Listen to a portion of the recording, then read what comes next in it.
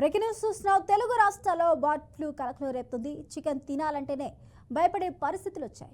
ఏదో వైరస్ కోళ్లతో పాటు మనుషులను కూడా చంపేస్తాయనే వార్తలు వస్తున్నాయి. ఇదే అంశంపై internal medicine specialist doctor Vasanth కుమార్తో మా ప్రతినిధి Dhanalakshmi face to face. Telugu రాష్ట్రాలను బర్డ్ ఫ్లూ కలవరపెడుతుంది. చికెన్ తినాలంటే భయపడిపోతున్న పరిస్థితి కనిపిస్తుంది.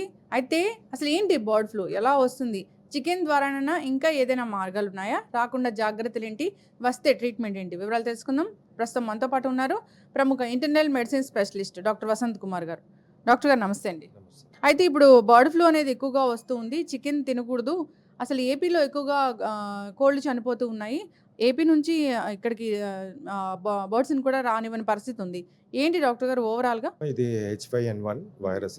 ఇది ప్రపంచవ్యాప్తంగా ఉంది. ఇది ఒక బర్డ్ ఫ్లూ పాండమిక్ లాగా వచ్చేసింది ఆల్రెడీ. ఇప్పుడు ఆస్ట్రేలియా లాంటి కాంటినెంట్, లేకుంటే యూరోప్ కానీ, లేకుంటే అమెరికా, ఇవన్నీ కంట్రీస్లో ఇప్పుడు మనం బర్డ్ ఫ్లూ అనేది చూస్తున్నాం.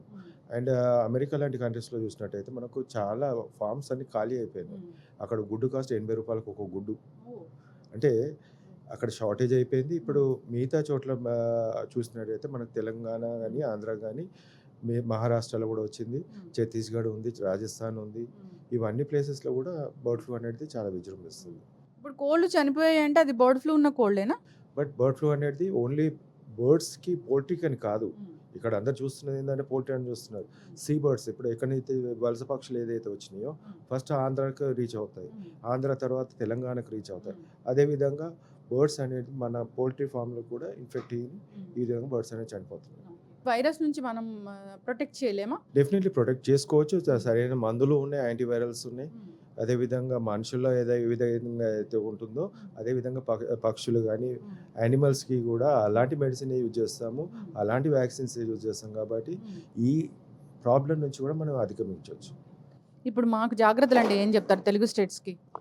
తెలుగు స్టేట్స్లో అందరు కూడా బర్డ్స్, ఎఫెక్టెడ్ బర్డ్స్ ఏదైతే తినకూడదు అనేది నేను చెప్తాను. బట్ ఈరోజు మనము కొన్ని ప్రాంతాల వరకు మనము ఈ బర్డ్ ఫ్లూ అనేది చూస్తున్నాము. మిగతా ప్రాంతాలు ఎఫెక్ట్ కాకుండా చూసుకోవాల్సిన అవసరం ఇప్పుడు ఫార్మర్స్కి ఉంది, అక్కడ ఫార్మ్ యజమానులకు ఉంది. సో సరైన మెడిసిన్ సరైన టైంలో యూజ్ చేస్తున్నట్టయితే ఈ బర్డ్ ఫ్లూ నుంచి మనం కాపాడుకోగలుగుతాం. చక్కటి ఇన్ఫర్మేషన్ డాక్టర్ గారు. జాగ్రత్తలు తీసుకోవాలని కోరుకున్నామండి. ఏదైనా కాస్త ఇల్నెస్ అనిపించినప్పుడు డాక్టర్ దగ్గరికి వెళ్తే అది అసలు ఏ వైరల్ ఇన్ఫెక్షన్ అనేది చెప్తారు.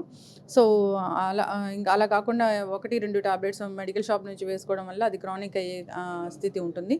చక్కటి ఇన్ఫర్మేషన్ అండి. Thank you so much.